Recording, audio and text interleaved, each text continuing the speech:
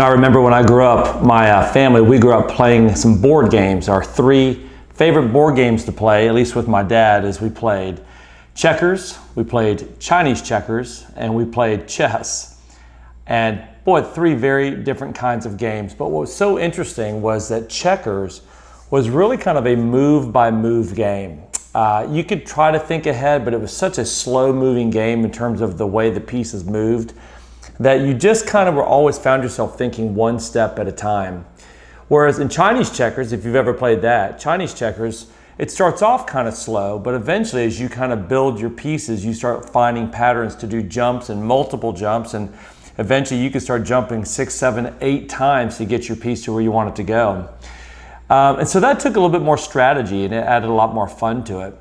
But chess, that was a game I'm so glad my dad got my brother and I into, because chess, if you thought move by move or even one move ahead, man, we just had no chance of beating my dad. And in chess, you've got to think multiple moves ahead.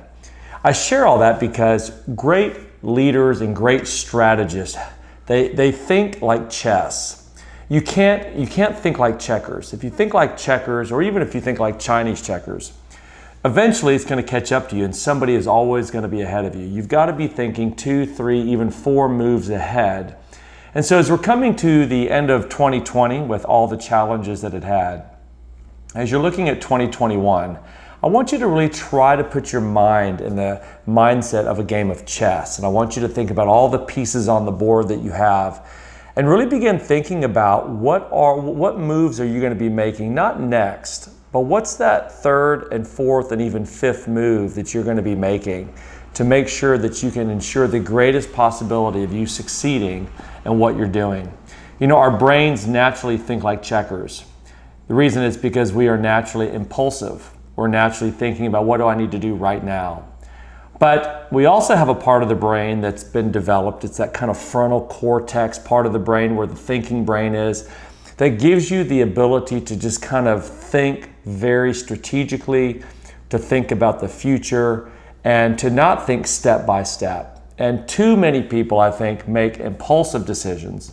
And it's those impulsive decisions that they might look like they worked out today, but in the reality is you look ahead and you go, you know what, if I could do that decision again, I probably would have, because it doesn't really align with where things are a year or 2 from now. So I want to share that with you because I think as leaders, we need to really make sure we are being thoughtful, that we're thinking ahead, we're thinking of contingencies. This is where things like SWOT analyses come in. Thinking about your strengths, weaknesses, opportunities, and threats. All of those tools are out there to help people play chess, not checkers. So as you begin thinking about your planning for next year, I want you to try to think about not just what are your next goals, but I want you to think about what are those goals going to do to create the next set of goals that you want and the next set of goals that you want, so that there's truly an alignment of each successive step that you're shooting for. If you can start thinking like that, you're going to know by knowing what the end is, beginning with the end in mind, and you'll be able to know how to start setting up and going after all the intermediate steps along the way. If you do that, you will get much farther up the mountain than if you just play checkers and just go one step at a time. Let's play chess and see how far we can go.